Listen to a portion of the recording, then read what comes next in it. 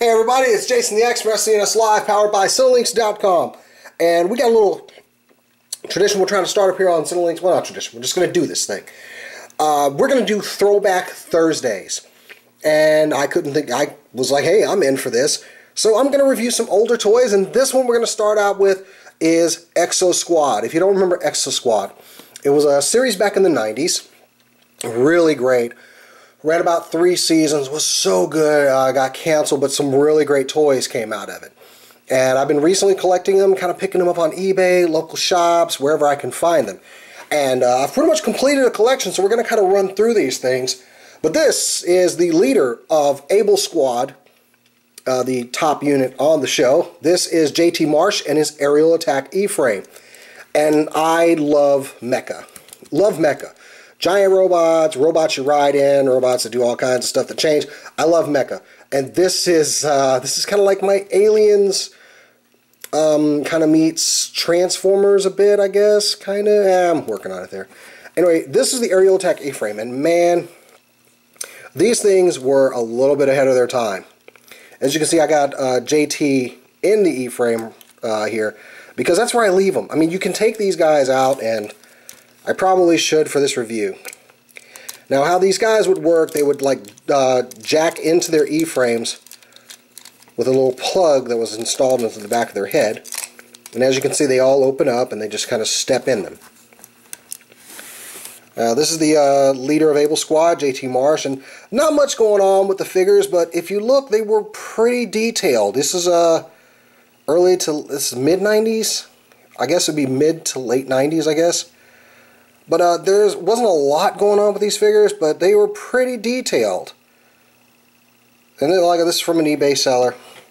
And it comes with 2 weapons. It comes with this rifle that you can, blast people with. But the cool thing about JT is on his arm, he had kind of like that set on his forearm, and it would unfold into like this little kind of hand blaster, which doesn't seem to fit because he's been holding the controls for the E-frame. But yeah, I used to love how that weapon would come off and just kind of sit in his hand, and he would blast people with it. And the joints are a little loose in this guy. I mean, he's got articulation at the knees, kind of a ball joint here. I don't know, somebody glued this thing. No waist articulation. His head does kind of move back and forth, a little bit up and down. I think it might be more because it's loose. But they did come with ball jointed shoulders and a rotation at the bicep and a 45-degree elbow bend. And they had this plug in the back of their head that would go into, well, the E-frame would jack into their mind. As you can see right here, he's got his plug right here. But the inside of this, they came with a lot of stickers for just really tricking it out. You got this one, you have one inside of there for the gun barrel. These are stickers here, there. One thing that is hard to come by on these guys are these little things. They were the power cells that powered the vehicles. And I've been lucky enough to find most of mine with these. So yeah, that's a win for me. So we're going to go ahead and throw JT back into his E-frame. And they kind of had a belt clip. Now for this part, it was always kind of a pain in the butt, but the wire does extend out for you to kind of plug it in there.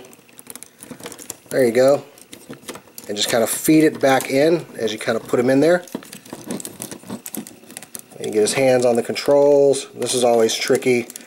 Some characters grabbed them better than others. I remember JT, when I did have one, kind of was the easiest to get in and out. Some of these can be a pain in the butt. So there we go. We've got him in there. We just want to put up the feet, close around the legs. And this one doesn't close up as good as I would like, but hey. And there you go. Here he's got his little Gatling gun, which these things would click a little bit louder than this, but mine's probably a little worn down. It's an older toy. But I do love, they have these little pistons here. The knees would bend, the legs bend. There's not much else going on there, but you did have kind of a ball joint back here.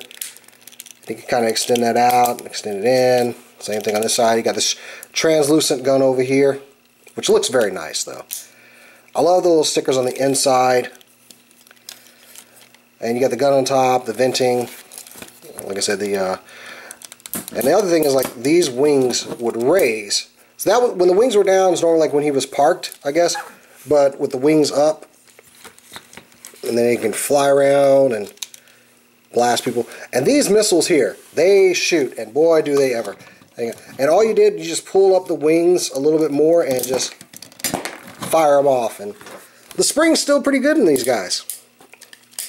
I found that all the springs in these things, they're so kind of stronger than what you find on the normal things today. Then you got this gun with an antenna on it that will go up and down. So yeah, and these parts will actually come off. He's got like little rockets here. And then these thrusters will come off and kind of tilt up and down as need be for flight and moving about. So yeah, like I said, I got a lot more of these guys. Maybe I'll try to do 2 or 3 next Thursday for the throwback review. I've also got some old school Transformers Beast Wars stuff to show you guys. And we'll kind of be weeding through those as we do Throwback Thursdays. But I wanted to go ahead and kick it off. This is the Exo-Squad Aerial Attack E-Frame with J.T Marsh. And I'm Jason the X for Throwback Thursdays on Cinelinks.com. I'll catch you later.